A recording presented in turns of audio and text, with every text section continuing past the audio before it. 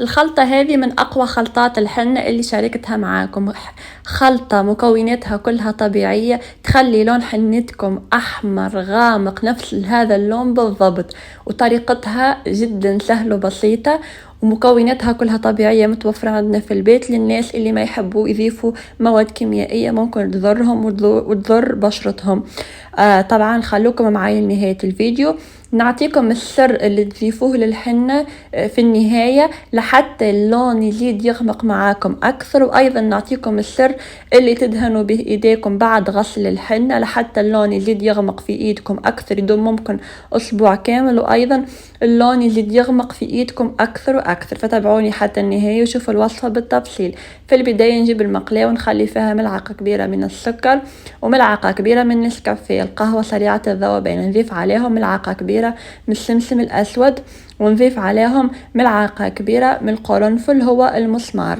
كل هذه المكونات اللي ضفناهم سكر نسكافيه قرنفل والسمسم الأسود نخلطهم كويس مع بعض، نحمصهم على نار تكون نار متوسطة ما تكونش قوية لحتى يبتدي هذاك السكر يذوب معانا ويطلع لنا هذاك اللون البني.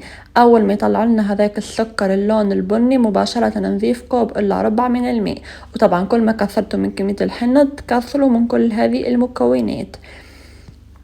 من بعد ما ضفنا هذا الماء نخلي الخليط يغلي على راحته على تقريبا لمدة 5 دقائق.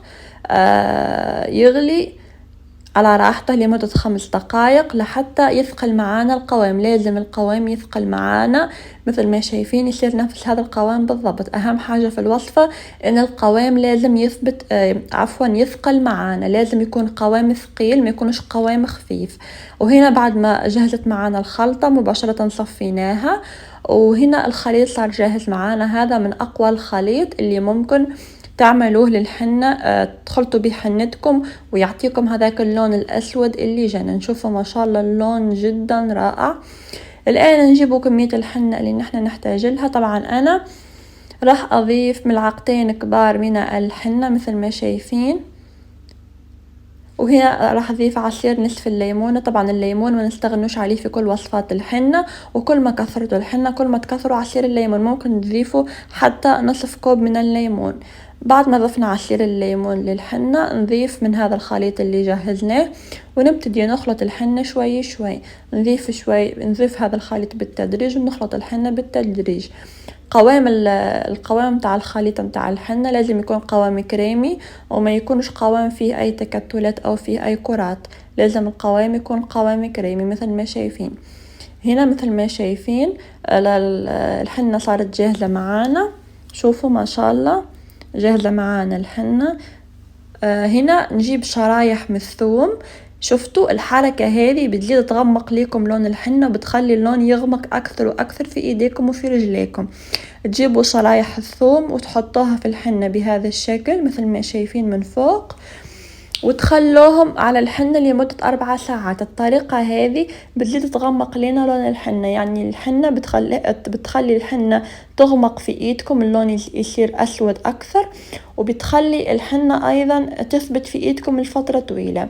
وشوفوا بعد ما ضفنا الثوم الشرايح نضيف شوي من الخلطة هذيك اللي عجلنا بها الحنة، وكذا خلطة الحنة جاهزة معانا. مباشرة نغطيها بورق نايلون ونخلي الحنة ترتاح لمدة 4 ساعات لحتى هذاك الثوم يطلع كل الفوائد اللي فيه.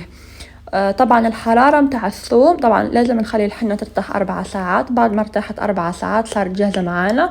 طبعا الحرارة متاع الثوم هي اللي بتغمق لنا لون الحنة. الثوم فيه حرارة مش طبيعية، والحرارة هذه هي اللي تغمق لنا لون الحنة. بعد ما تخلوها ترتاح 4 ساعات شوفوا الحنة كيف صار لونها أسود يجنن وصارت جاهزة. مباشرة نحنوا ايدينا ورجلينا، نخلوا الحنة على ايدينا ورجلينا 4 ساعات. بعد ما نغسلوا حنتنا ندهنوا ايدينا بزيت الزيتون. زيت الزيتون يغمق لنا لون الحنة. نخلوا زيت الزيتون على ايدنا ورجلينا لمدة نصف ساعة، ومن بعد نغسلوا حنتنا. وشوفوا ما شاء الله الوصفة هذه جدا جدا رائعة، ننصحكم انكم تجربوها.